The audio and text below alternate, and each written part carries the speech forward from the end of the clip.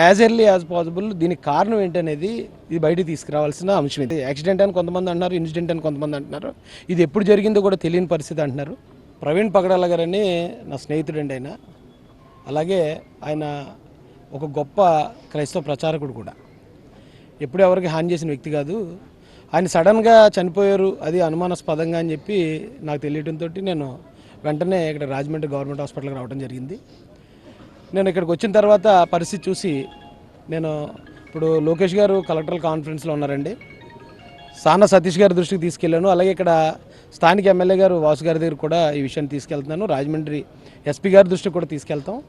ట్రాన్స్పరెంట్గా ఎంక్వైరీ జరిగి చాలా యాజ్ ఎర్లీ యాజ్ పాసిబుల్ దీనికి కారణం ఏంటనేది ఇది బయటికి తీసుకురావాల్సిన అంశం. ఇది ఎందుకంటే ఇది మతం రంగు పులుముకుని చాలా సెన్సిటివ్ ఇష్యూ. ఇది ఇమీడియట్గా ఇది రాష్ట్రాలకు అంటుకునే ప్రమాదం ఉంది. కాబట్టి దీని మీద వెంటనే ప్రభుత్వం నుంచి, పోలీసు నుంచి వెంటనే దీని మీద చర్యలు చేపట్టి దీనికి కారణం ఏంటనేది బయటకు తీసుకురావాల్సిందే నేను అందరిని రిక్వెస్ట్ చేస్తున్నాను.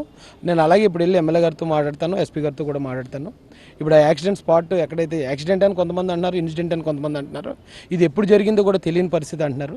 ఒకసారి అక్కడికి వెళ్ళి ఆ సిచ్యువేషన్ కూడా నేను ఒకసారి పరిశీలించి పోలీసు వారి దృష్టికి కూడా తీసుకెళ్ళి దీని మీద ఇమ్మీడియట్గా దీనికి సంబంధించిన నిజానిజాలు ఏంటో బయటికి వచ్చే విధంగా నేను ప్రయత్నిస్తాను. అలాగే ఇక్కడ ఉన్న పెద్దలు, క్రైస్తవ పెద్దలు చాలామంది ఉన్నారు, వారి ప్రయత్నాలు వారు చేస్తున్నారు. ఏదేమైనా ఒక గొప్ప వ్యక్తిని ఈ రోజున క్రైస్తవ సమాజం కోల్పోయింది. ఎందుకంటే క్రైస్తవ సమాజం కోసం ఎవరితోటి ఏ విధమైన విరోధాలు లేకుండా ఆయన చాలా బాగా పనిచేసిన విధానంగానే ఆయన సొంత డబ్బులు, ఆయన ఒక సాఫ్ట్వేర్ కంపెనీలు ఉన్నాయండి ఆయనకి. ఆయన సొంతంగా సాఫ్ట్వేర్ కంపెనీలు పెట్టుకుని దాని మీద వచ్చే ఆదాయంతో చాలామందికి సహాయం చేసిన వ్యక్తి. చాలామందికి సహాయం చేశాడు. బైబిల్స్ అంటే బైబిల్స్ ఇస్తాడు, చదువుకోకపోతే ఫీజులు కడతాడు. ఎవరికైనా ఏదైనా ఇబ్బంది ఉంది, నేను బతకలేకపోతున్నానని అంటే వ్యాపారాలు పెట్టించాడు. ఆ ప్రవీణ్ పగడాల గారు ఇలా సడన్గా అయిపోవడం అనేది నిజంగా మా నాన్నగారు చనిపోయారు. నేను మొట్టమొదటి బయటికి రావడం ఇదే విషయం తెలిసిన వెంటనే నేను ఇక్కడికి రావడం జరిగిందండి.